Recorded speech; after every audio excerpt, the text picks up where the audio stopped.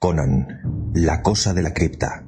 El héroe más importante de la Edad Iboria no fue un iborio, sino un bárbaro. Conan el Cimerio, cuyo nombre ha dado lugar a todo tipo de leyendas. De las antiguas civilizaciones de la época de los iborios y de los atlantes, solo sobreviven algunas historias semilegendarias y fragmentarias. Una de ellas, las Crónicas Nemedias, nos permite conocer casi todos los aspectos de la vida y aventuras de nuestro héroe. La parte que se refiere a Conan comienza así.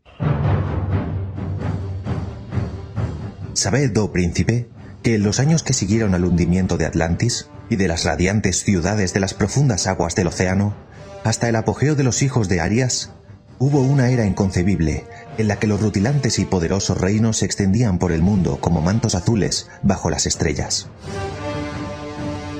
Nemedia, Ofir, Britunio, Hiperbórea, Zamora, con sus mujeres de oscuros cabellos y sus torres llenas de hechizos y misterio, Zingara y sus caballeros, Koth, que lindaba con las tierras pastoriles de Shem, Estigia con sus tumbas protegidas por las sombras, e Hircania, cuyos jefes vestían seda y oro.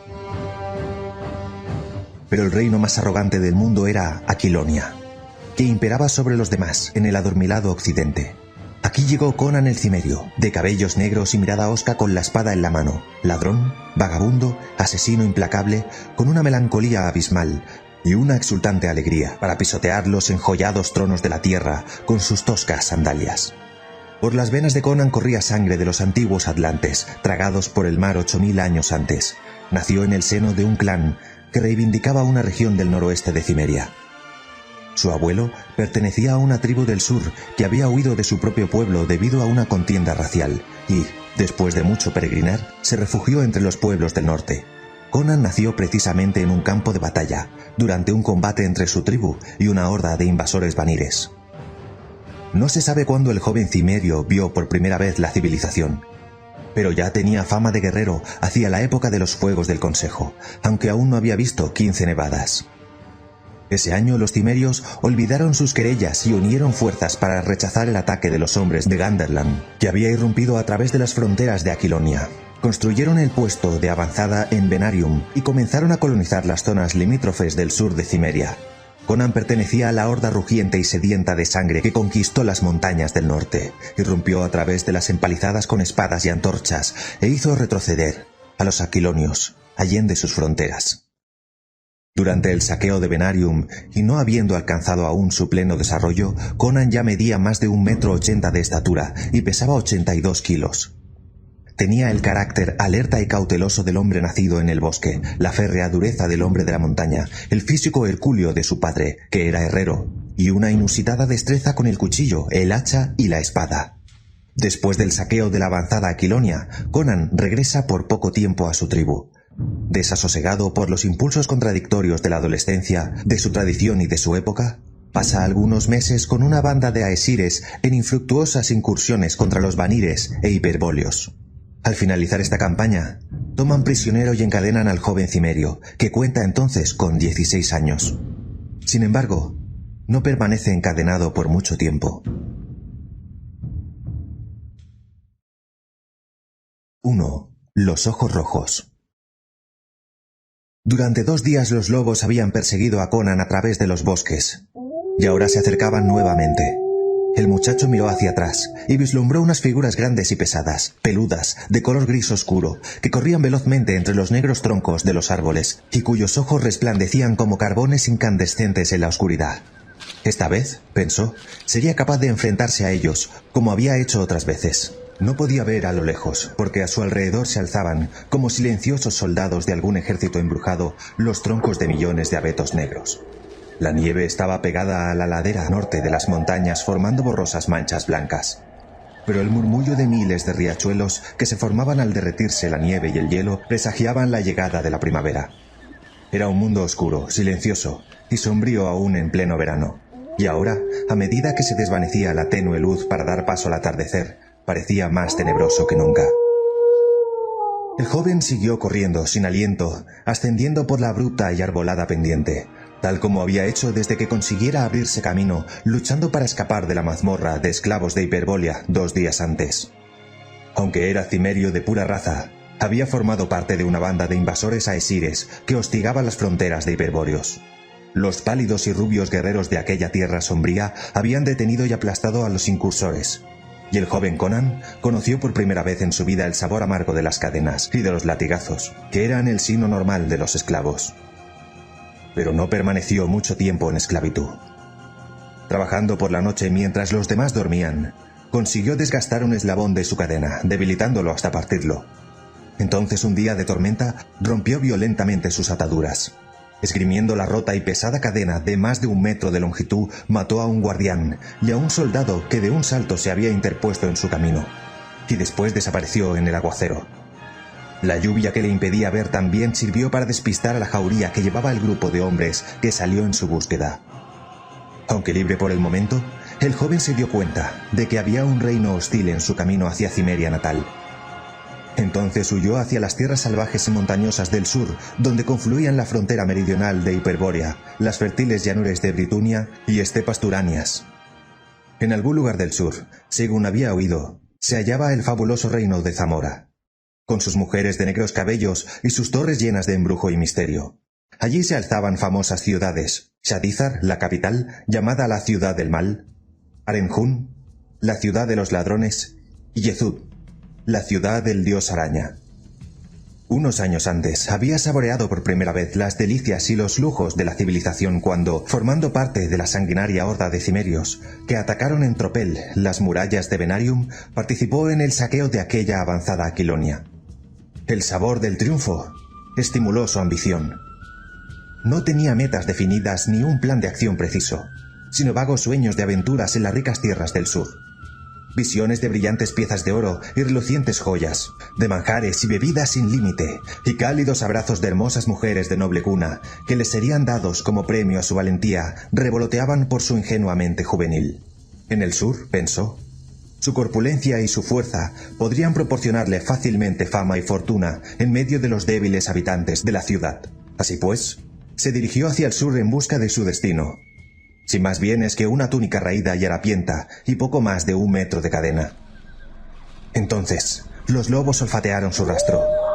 En circunstancias normales, un hombre de acción tiene poco que temer de estos animales, pero terminaba el invierno y los lobos, hambrientos después de una época de escasez, estaban dispuestos a todo para conseguir su presa. La primera vez que alcanzaron a Conan, el muchacho había agitado la cadena con tal violencia que hizo aullar de dolor a uno de esos grises animales. Se quedó retorciéndose en la nieve con el espinazo roto, y dejó a otro muerto con el cráneo destrozado. La sangre coagulada manchaba la nieve derretida. La hambrienta manada se alejó de aquel joven de cruel y violenta mirada y de la terrible cadena giratoria, y se dieron un festín con los animales muertos de su propia manada. Lo que Conan aprovechó para huir hacia el sur, pero he aquí que por poco tiempo después le seguían el rastro de nuevo. El día anterior, al atardecer, la manada lo alcanzó en un río helado, en los confines de Britunia.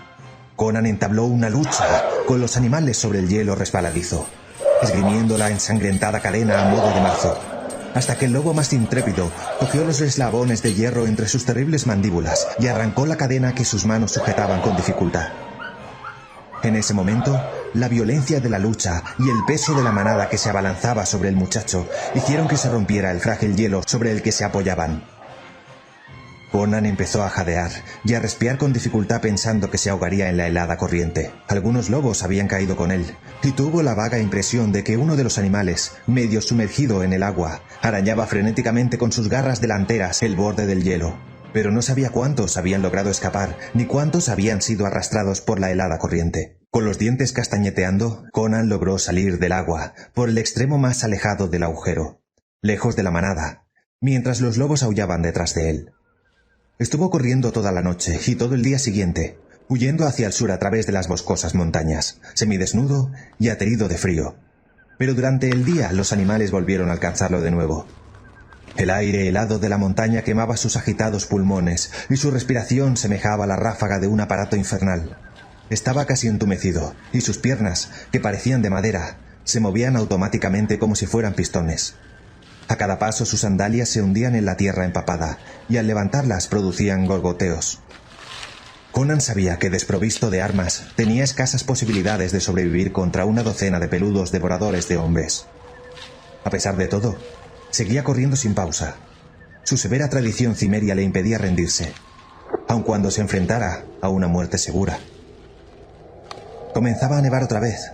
Caían grandes y húmedos copos que llegaban al suelo, con un sonido atenuado, pero audible, y cubrían la oscura tierra húmeda y los enormes abetos negros con una miríada de manchas blancas. Aquí y allá se veían grandes peñascos que asomaban por el alfombrado suelo. El terreno se hacía cada vez más rocoso y montañoso. Allí, pensó Conan, podía estar su única posibilidad de sobrevivir. Podría apoyar su espalda contra una roca y combatir a los lobos de frente cuando se abalanzaran sobre él.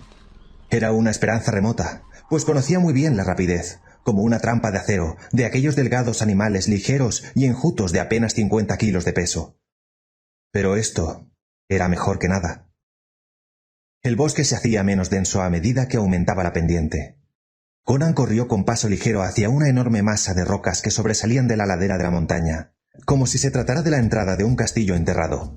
En el ínterin, los lobos salieron del espeso bosque y corrieron tras él aullando como los demonios rojos del infierno cuando persiguen a un alma condenada. 2. La puerta en la roca. A través del blanco velo de nieve que caía en remolinos, el muchacho vio una grieta oscura entre dos enormes bloques de roca y se lanzó de un salto hacia allí. Los lobos le seguían de cerca. Le pareció sentir su cálido y hediondo aliento en sus desnudas piernas, cuando saltó hacia la negra hendidura que se abría delante de él. En el preciso instante en que se abalanzaba sobre él el animal que tenía más cerca, las mandíbulas babeantes mordieron el aire. Conan estaba a salvo. ¿Pero por cuánto tiempo? Conan se agachó y anduvo a tientas en la oscuridad, palpando en el duro suelo rocoso en busca de algún objeto para ahuyentar a los animales que aullaban. Podía oír sus pasos quedos en la nieve mientras sus garras arañaban la piedra. Al igual que él, los animales respiraban agitadamente, olfateaban y gruñían sedientos de sangre. Pero ninguno atravesó la entrada, el oscuro y tenebroso resquicio. Y eso parecía extraño. Conan se encontró en una estrecha cueva labrada en roca, completamente a oscuras a no ser por la tenue luz que entraba por la abertura. El suelo desparejo de la pequeña habitación estaba cubierto de residuos arrastrados hasta allí por el viento o traídos por los pájaros u otros animales. Había hojas secas, agujas de abeto, pequeñas ramas de árboles, algunos huesos desparramados y guijarros y pequeños fragmentos de roca. No vio nada que pudiera emplear como arma. Conan, que ya medía casi 1,90 m, se irguió y comenzó a explorar la pared con manos extendidas, hasta que encontró otra abertura.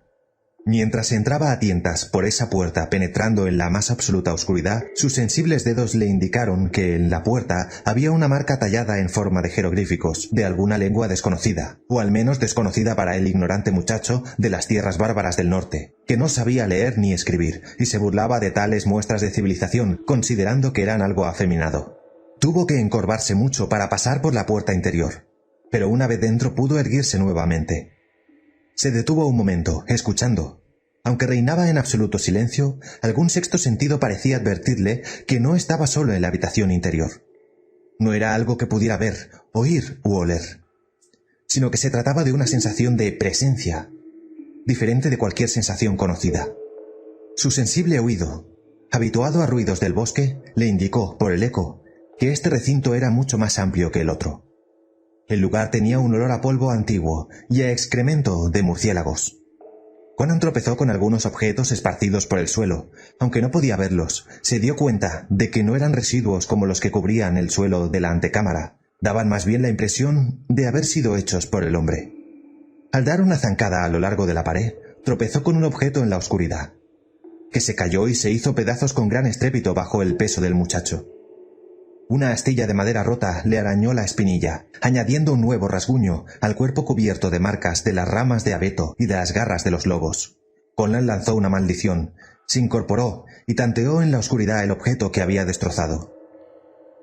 Se trataba de una silla, cuya madera estaba tan podrida que se hizo trizas bajo el peso de su cuerpo. Continuó explorando con más cautela. Sus inseguras manos hallaron otro objeto, de mayor tamaño, que enseguida reconoció como el bastidor de un carro. Las ruedas se habían caído porque su madera estaba podrida, y la caja estaba tirada en el suelo entre fragmentos de ruedas. Las manos de Conan tocaron ahora un objeto frío y metálico. Su sentido del tacto le indicó que probablemente se trataba de algún herraje oxidado del carro. Este le sugirió una idea. Se hizo media vuelta y regresó a la puerta que comunicaba con ambos recintos y que apenas podía ver en la absoluta oscuridad. Recogió un puñado de yesca y varios trozos de piedra del suelo de la antecámara. Volvió a la habitación interior. Hizo un montoncito con la yesca y golpeó las piedras contra el hierro. Después de varios intentos, encontró una piedra que emitía ráfagas de chispa al ser golpeada contra el hierro. Poco después, Conan había conseguido hacer un pequeño y humeante fuego que chisporroteaba alimentando con los fragmentos de la silla rota y de las ruedas del carro. Entonces pudo relajarse y descansar al fin de su terrible carrera a través de los bosques y calentar sus entumecidos miembros. Las vivas llamas alejarían a los lobos, que aún merodeaban frente a la entrada, reacios a perseguirlo hasta el interior de la cueva, pero no dispuestos a abandonar definitivamente su presa. El fuego arrojaba una cálida luz amarillenta que danzaba sobre las paredes de piedra rústicamente tallada. Conan miró a su alrededor. La habitación era cuadrada, y más grande de lo que había creído al principio. El elevado techo se perdía entre las espesas sombras cubierto de telarañas. Había masillas apoyadas contra las paredes y un par de cofres abiertos llenos de ropas y armas. La enorme cueva olía a muerte, a cosas antiguas por mucho tiempo insepultas. Entonces a Conan se le pusieron los pelos de punta. Sintió un ligero temblor y un escalofrío sobrenatural, porque allí, sentado en una especie de trono de piedra en el extremo más alejado de la habitación, había un enorme hombre desnudo, de rostro cadavérico, que tenía una espada desenvainada sobre las rodillas y lo miraba a través de las vacilantes llamas. En cuanto divisó al gigante desnudo, Conan se dio cuenta de que estaba muerto desde tiempos inmemoriales. Las extremidades del cadáver eran marrones y parecían ramas secas. La carne reseca y encogida de su enorme tórax se había hecho jirones y dejaba ver las costillas desnudas. El hecho de saber que estaba muerto no alivió el súbito escalofrío de terror del joven. Temerario en la guerra a pesar de su juventud, capaz de enfrentarse a cualquier hombre o bestia salvaje, Conan no sentía miedo ante el dolor, la muerte ni ante ningún enemigo mortal. Pero era un bárbaro de las montañas del norte, de las primitivas tierras de Cimmeria. Al igual que todos los bárbaros, sentía pavor frente a los horrores sobrenaturales de las tumbas y de las tinieblas, ante los demonios y los monstruos rastreros de la antigua noche y del caos, con los que la gente primitiva puebla las tinieblas que están más allá del círculo de sus hogueras. Conan hubiera preferido enfrentarse hasta con los hambrientos lobos antes que quedarse allí con el cadáver que lo miraba con los ojos centelleantes desde su trono de piedra, mientras la temblorosa luz parecía dar vida a la reseca calavera y movía las sombras de los profundos agujeros que semejaban ojos oscuros y ardientes. 3. La cosa del trono. Aunque la sangre se le había helado en las venas y se le habían puesto los pelos de punta, el muchacho se dominó a sí mismo con todas sus fuerzas. Se dijo que sus temores eran infundados y avanzó con paso firme a través de la cripta para examinar de cerca aquella cosa muerta desde hacía tanto tiempo. El trono era una roca cuadrada, negra y lisa, rústicamente tallada en forma de asiento sobre una especie de tarima de unos 30 centímetros de altura. El hombre desnudo había muerto sentado en el trono, o bien lo habían colocado en esa posición después de muerto. La ropa que tuviera puesta entonces se había hecho jirones hacía mucho tiempo. Las hebillas de bronce y los trozos de cuero de su arnés aún yacían a sus pies. Un collar de irregulares pepitas de oro colgaba de su cuello. Piedras preciosas sin tallar brillaban en los anillos de oro que lucían sus manos, que parecían garras y todavía se aferraban a los brazos del trono. Un casco de bronce, ahora cubierto con una capa de moho verde y ceroso, coronaba la parte superior de aquella cosa espantosa, reseca y marrón que había sido su rostro. Con nervios de acero, Conan se obligó a sí mismo a mirar aquella cara carcomida por el tiempo. Los ojos se habían hundido, dejando 2 agujeros negros. La piel casi había desaparecido de sus labios resecos, por donde asomaban unos dientes amarillentos, esbozando una sonrisa macabra. ¿Quién había sido? ¿Qué era esta enorme cosa muerta? ¿Un guerrero de la antigüedad? ¿Algún jefe temido en la vida y aún entronizado después de muerto? Imposible saberlo.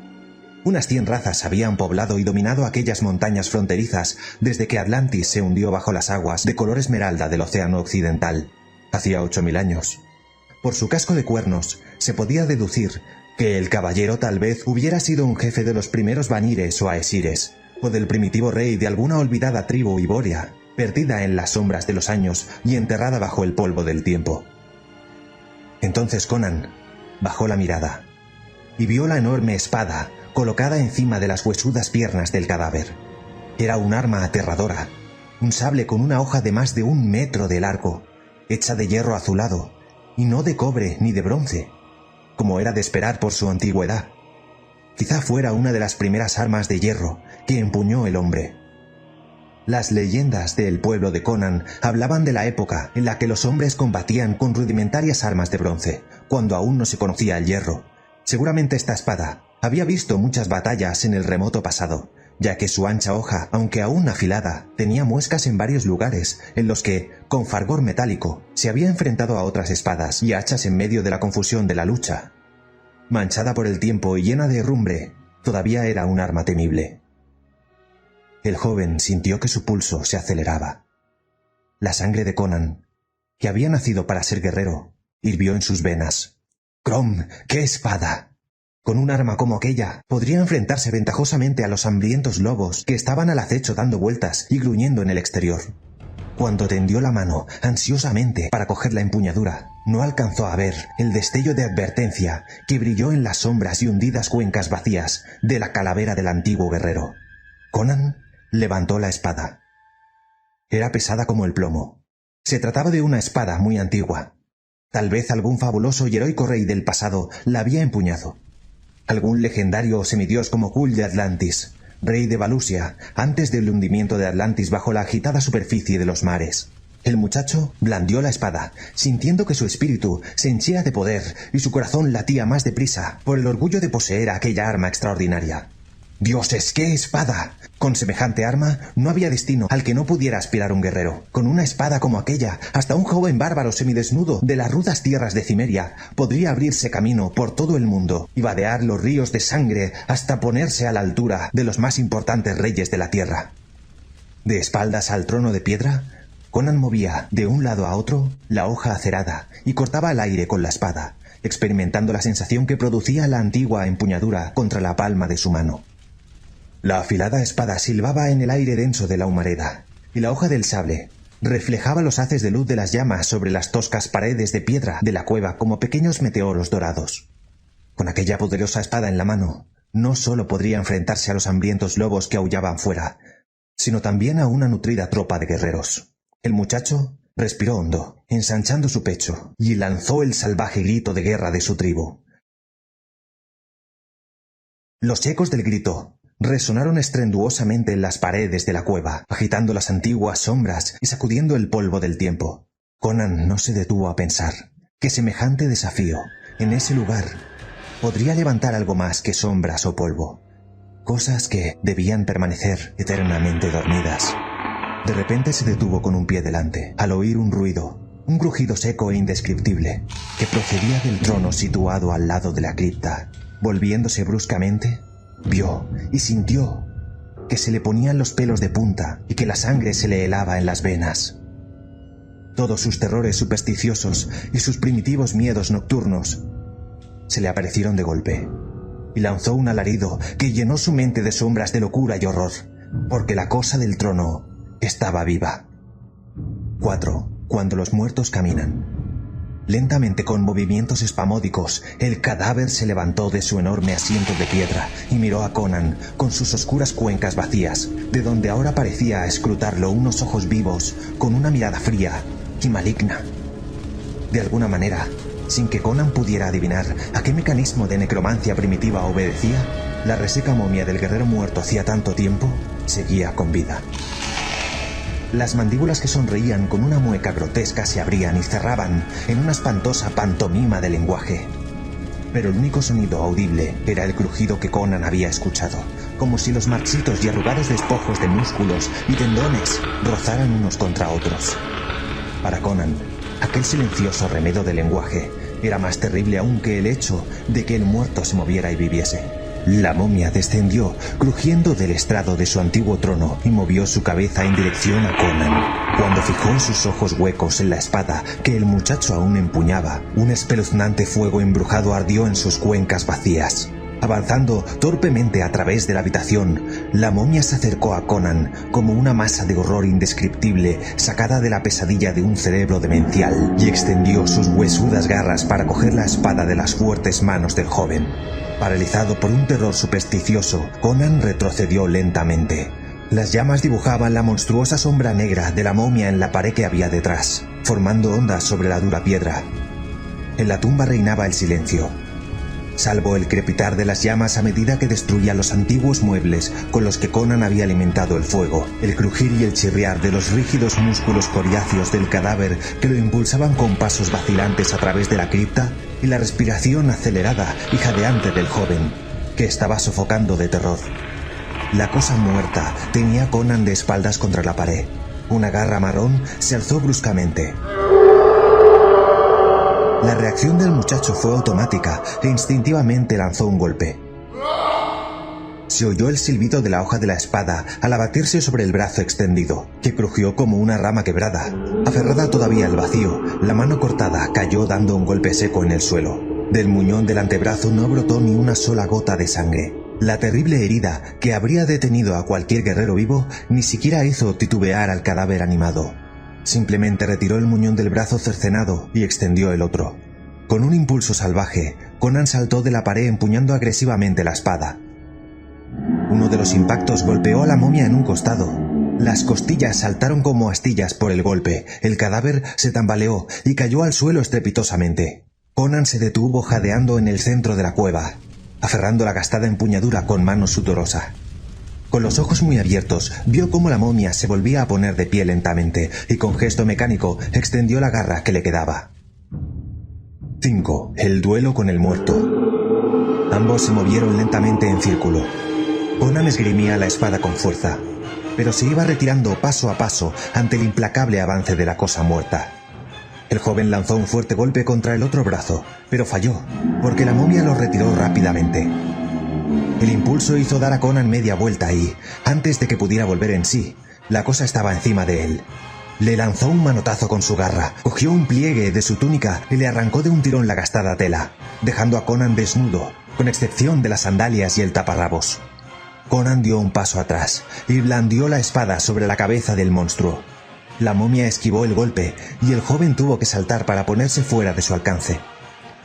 Finalmente, consiguió asestarle un tremendo golpe en un costado de la cabeza y logró partir uno de los cuernos del casco. De un segundo golpe lanzó ruidosamente el casco a un rincón. El siguiente le dio en el oscuro y reseco cráneo.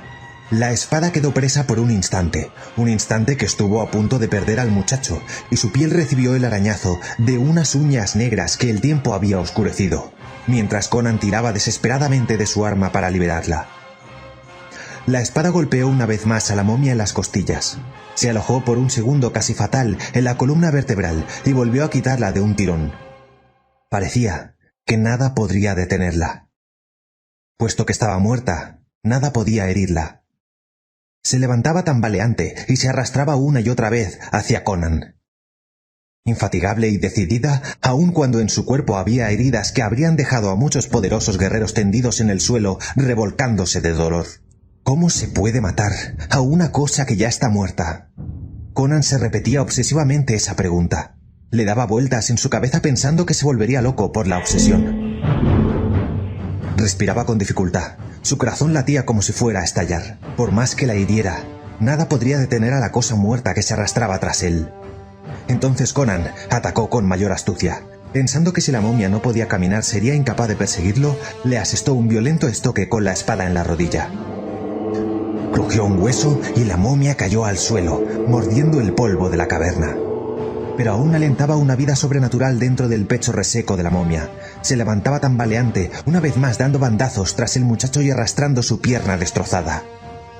Conan golpeó una vez más y le arrancó a la cosa muerta la parte inferior de la cara. La mandíbula cayó produciendo un sonido tétrico. Pero el cadáver no se detenía. Con la cara destrozada, en la que solo quedaban unos pocos huesos blancos y rotos, y un extraño brillo en las cuencas vacías de los ojos, seguía persiguiendo a su enemigo de manera infatigable y mecánica. Conan pensó que hubiera sido preferible haberse quedado fuera, luchando contra los lobos, en lugar de haber buscado refugio en esa maldita cripta, donde las cosas que debían estar muertas desde hace 1000 años seguían caminando y matando. En ese momento, algo aferró el tobillo del muchacho y cayó de bruces sobre la tosca superficie rocosa del suelo, dando violentos puntapiés para liberar su pierna de la garra que le atenazaba. Miró hacia abajo y sintió que la sangre se le congelaba cuando vio que la mano cortada del cadáver aferraba su pie. Sus huesudas garras se le clavaron en la carne. Una sombría pesadilla de horror y locura se cernió sobre el muchacho caído. El destrozado y deformado rostro del cadáver le clavó la mirada y lanzó un zarpazo hacia su garganta. Conan reaccionó instintivamente. Apoyó con todas sus fuerzas los pies en el hundido vientre de la cosa muerta y empujó violentamente. Esta saltó por los aires y cayó por detrás de un ruido estrepitoso directamente en el fuego. Entonces Conan cogió la mano cortada que todavía le aferraba al tobillo y tiró de ella hasta que lo soltó. Después se puso de pie y la arrojó al fuego en el que estaba el resto de la momia. Se detuvo para coger su espada y se volvió para mirar las llamas. La batalla había terminado.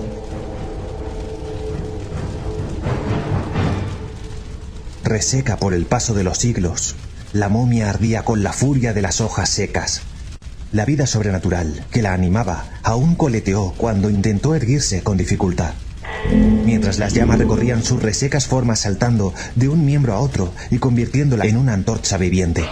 Estuvo a punto de escapar del fuego cuando su pierna, mutilada, cedió y se desplomó convertida en una masa ardiente.